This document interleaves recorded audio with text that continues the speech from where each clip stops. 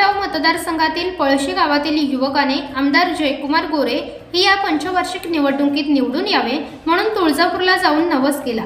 जोपर्यंत जयकुमार गोरे आमदार होत नाहीत तोपर्यंत चप्पल घालणार नाही।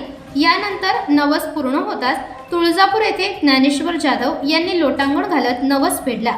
ही गोष्ट कळताच जयकुमार गोरे यांनी स्वतः आपल्या कार्यकर्त्यांच्या पायात चप्पल घातली। यावेळी ज्ञानेश्वर जाधव यांनी जयकुमार गोरे प्रति नेमक्या काय भावना व्यक्त केल्या आहेत पाहूया।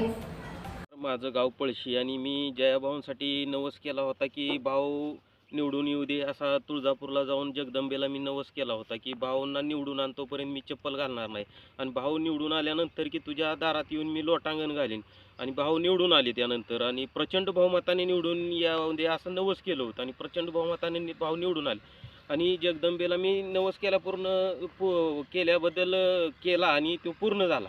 पूर्ण झाल्यानंतर मी तुळजापूरला जाऊन लोटांगण घातलं आणि त्यानंतर भाऊ गावात आले मी चप्पल पाळली होती। भाऊ गावात आले आणि भाऊनी मला गावात येऊन चप्पल घातली।